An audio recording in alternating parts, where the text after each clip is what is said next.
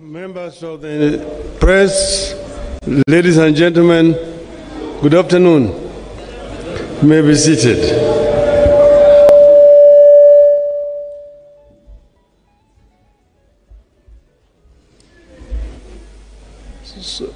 Ladies and gentlemen, we have a statement to release as the leadership of Azimio la Umoja One Kenya movement, following the filing of the presidential election petition at the Supreme Court of Kenya today, August 22nd, 2022.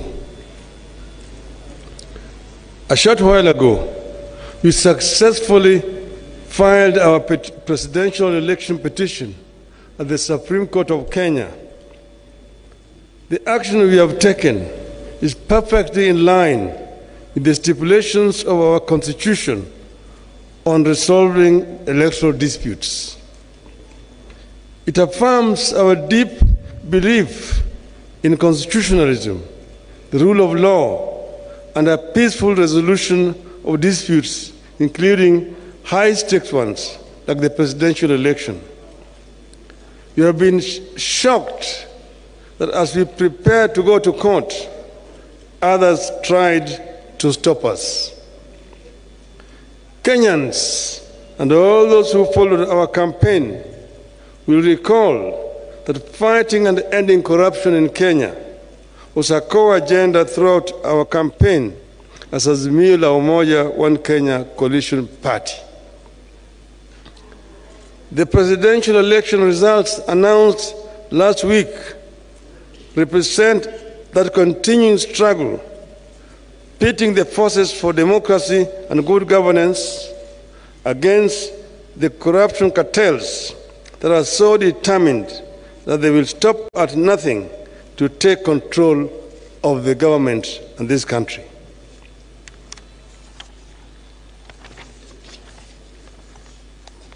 This is a do-or-die battle for the corruption cartels who have everything to lose should the forces of democracy take over.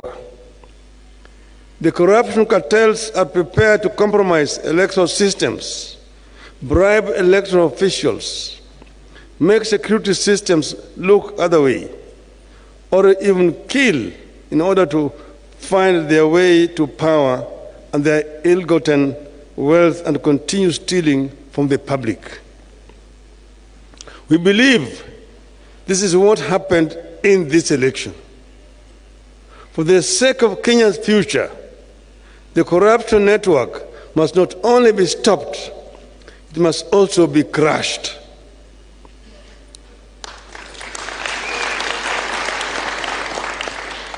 This attempted takeover of the country in this election has not been an isolated phenomenon.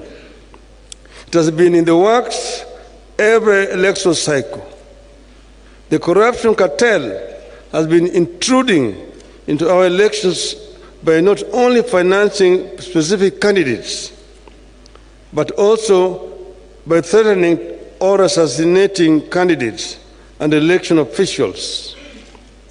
The corruption cartels have steadily been moving into manipulating electoral demands and suppressing the participation of voters who support rival political formations. Their activities that make it clear voters and votes do not matter have progressively reduced voter turnout in Kenya. At times, the cartels have triggered intense conflict between security forces and themselves as they strive to compromise elections. Slowly but steadily, these forces are killing our hard-won democracy and are trying to return Kenya into a one-party state in their own interests. You have seen the speed with which they have moved to buy elected leaders just within 1 week. After being denied the numbers at lower levels elections, like members of the National Assembly, members of the county assemblies and governors. These corruption cartels are working and buying leaders who have been elected on other parties' tickets to kill our democracy and also make the work of containing corruption at lower levels equally less effective. All these efforts have important political costs for our country, and they should not be underestimated. The corruption cartels know there are multiple benefits for them if they take over. Their members dealing in illegal drugs will thrive through greater ease in the transportation and distribution of drugs throughout the country. They will access intelligence information for more corruption. They will gain protection from the police for their leaders and their illegal activities.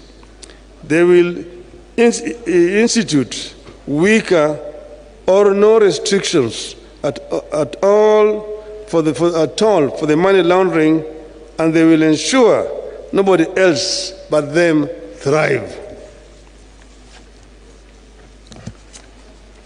This potential array of favors for the cartels makes the capturing of government a profitable do-or-die venture for them. But it marks the beginning of the end of Kenya as we know it today. No nation, once captured by cartels, whether they be corruption cartels, drug cartels, gun-running cartels, or terror cartels, ever thrived or realized its full potential. The 2022 presidential election represents the most daring move by that cartel to overturn the wishes of the electorate. We refuse to allow Kenya to go that direction. It must not happen, and it will not happen.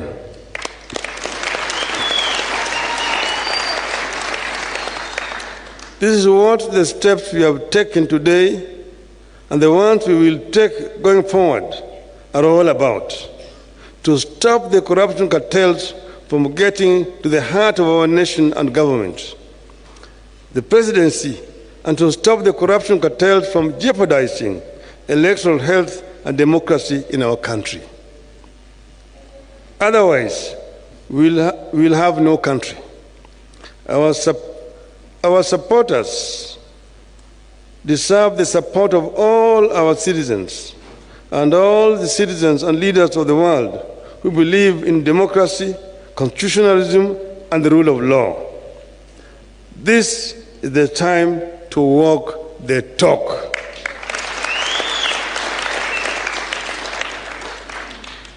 And I want to add, nitasema kichache kwa Kiswahili.